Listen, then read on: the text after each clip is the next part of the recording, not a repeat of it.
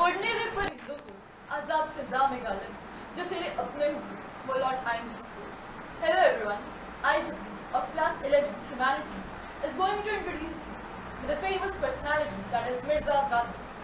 Ghalib was a prominent Urdu and Persian poet during the last years of the Mughal Empire. His full name was Mirza Saddaullah Beg Khan, who was born on 27 December 1797.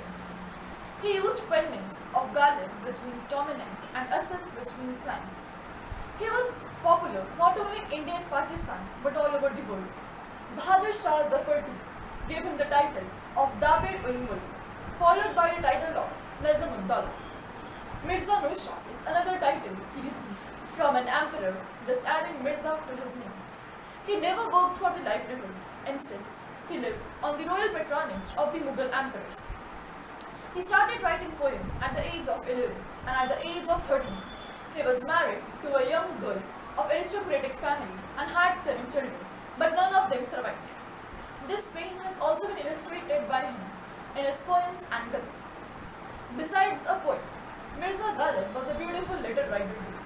One of his famous sayings is, कुछ इस तरह मैंने ज़िंदगी को आसान कर लिया, कुछ इस तरह मैंने ज़िंदगी को आसान कर लिया, किसी से माफ़ी मांगी और किसी को माफ़ कर दिया. Mirza Ghalib died on 15th Feb, and the house where he lived in Gali Qasim Jah, Chandni Chowk, Old Delhi, has now been turned into Ghalib Memorial, which houses permanent Ghalib exhibition. So I want to recite a short poem written by Mirza Ghalib.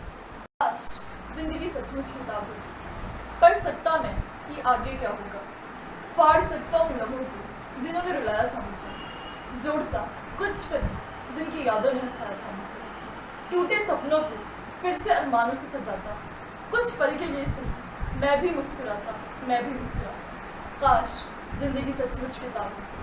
Thank you. जिंदगी तो सिर्फ अपने दम पे जी जाती है, दूसरों के कंधे पर तो सिर्फ जनाजे उठाए जाते हैं. This is a very famous quote said by one of the Indian socialist revolutionary. Hello everyone, I am Harshita, a student of class 10, and I am going to introduce you to the folk hero of the Indian independence movement, who is none other than Shaheed Bhagat Singh. Bhagat Singh was a brave freedom fighter and revolutionary of the Indian independence movement. He was not merely a theorist who was in forefront of every action program on every front of struggle. He was also the organizer who treated the cadre as a true companion and lived with them. There was an incident when Bhagat Singh was sent to gallows when he was only 23, but by that time he had created such a monument of work that it still continues to serve as a guiding principle for anyone willing to seek inspiration from him. And he had written, "The sword of revolution is sharpened on the whetting stone of ideas." He is the one who set an example of awakening the youth. And he said, देश के भक्तों को लोग अक्सर पागल कहते हैं, उन्हें कहने दो, सीने पर जो जख्म है सब फूलों के गुच्छे हैं, हमें पागल ही रहने दो, हम पागल ही अच्छे हैं. And even today also, the undying spirit of Bhagat Singh is a source of inspiration for the youth of the nation. Thank you. Today I, Manashwi Pal, will tell you about the Forest Man of India. One small boy, his big dreams and a thriving reality. Is it possible for a single person to make a big difference in the world? Is it possible for a single person to grow a forest? Yes, Chadav Paing with his bare hands planted a forest. Chadav Paing is a 60-year-old farmer and his home is in Majoli Island in northeastern India. But next to his home, he saw trees were dying, the animals were fleeing, the river was flooding and the land was disappearing. He saw deforestation. So he did a very simple thing. He planted a tree every single day, from his teenage till now, converting the barren browns into lush greens. His forest is a home for many animals. He has been honored with many national and international awards. He believes if kids are educated on the importance of nature from a very young age, then we can cope with present problems.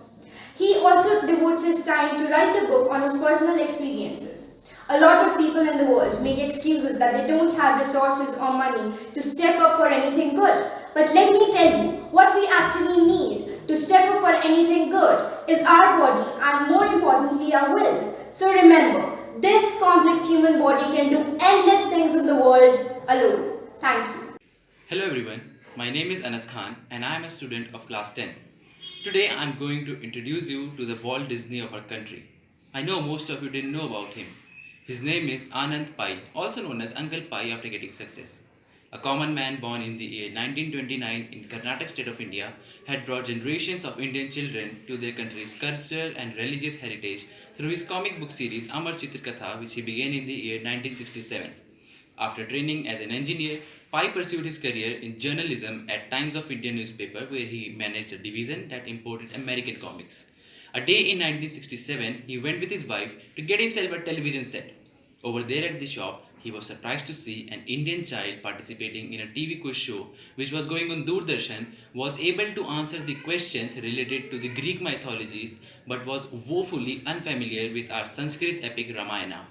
Seeing this, Uncle Pai founded Amar Chitrkatha, beginning with the first issue Krishna, to remedy this lack of knowledge. India Book House agreed to publish this series, and within few years, Uncle Pai had written, edited, and marketed scores of comics designed to entertain while teaching our country's history and mythologies.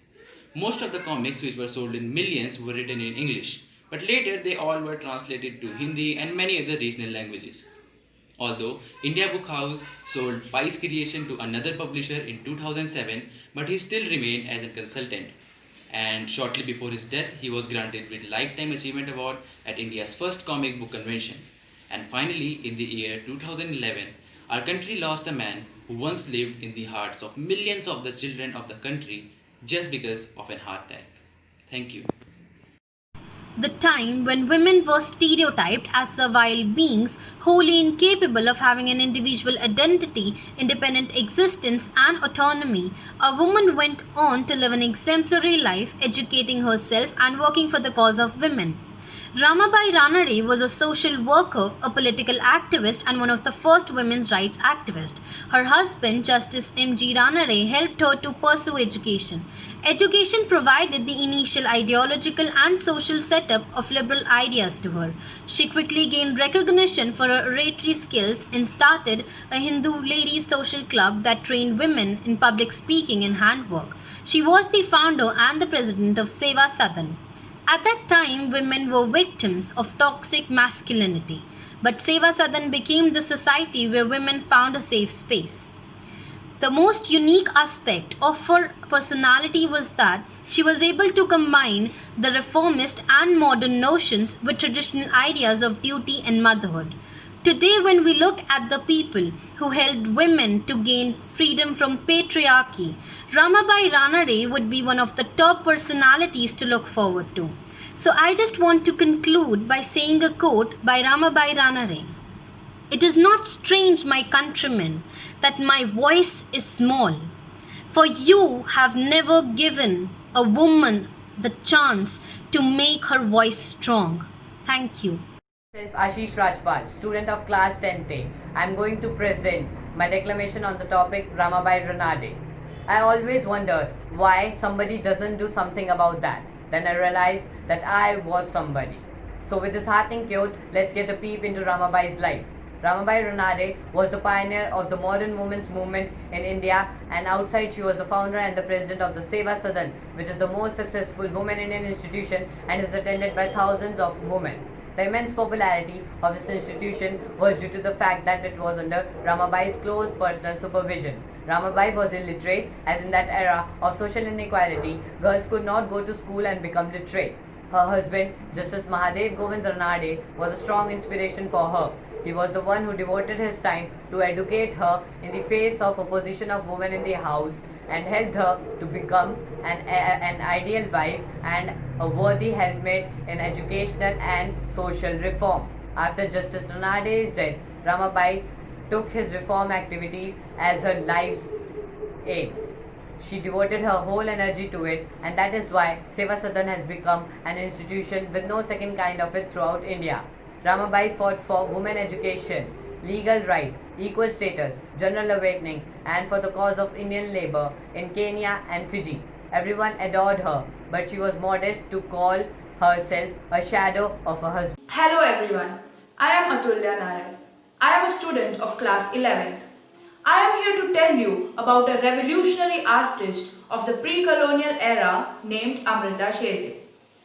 Amrita Shergill, also known as India's Frida Kahlo, was born on 30th January at Budapest in Hungary.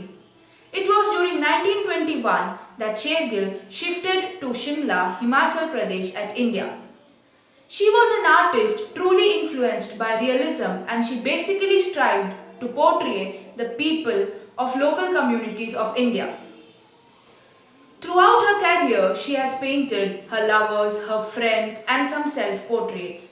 During initial stages, she focused on Western styles of painting, but later she rediscovered her purpose and style of painting and started to depict Indian culture through her paintings using modern techniques. She is also known as the founder of modern art in India.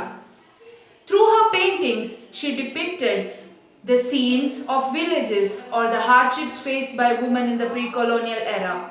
A person who saw her paintings could easily correlate with the situations of the past.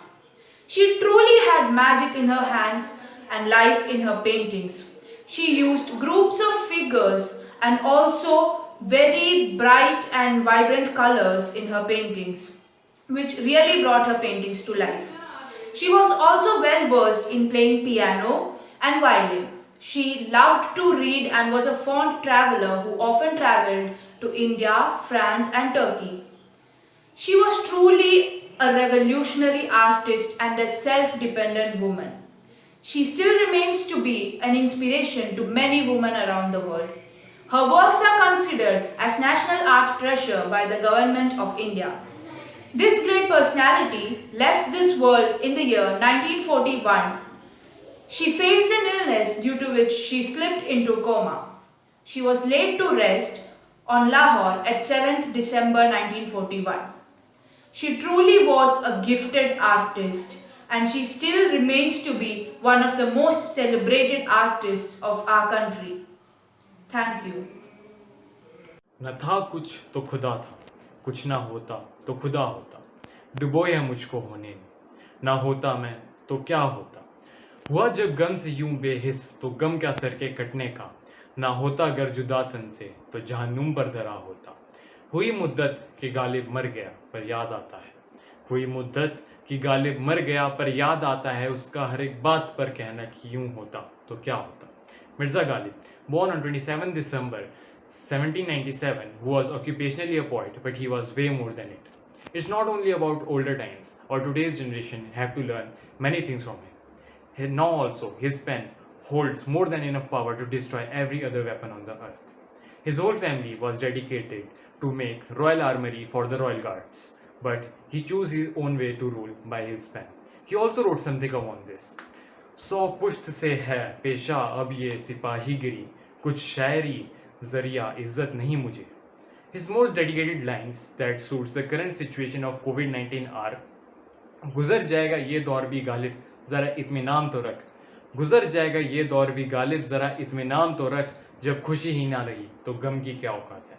So by these lines I want to conclude by saying that stay happy and choose your own way to rule. Thank you and have a nice day. मैं सोता हूँ, मैं जागता हूँ, मैं जाग कर फिर सो जाता हूँ. सदियों का हंसी खेल हूँ मैं मर के अमर हो जाता हूँ.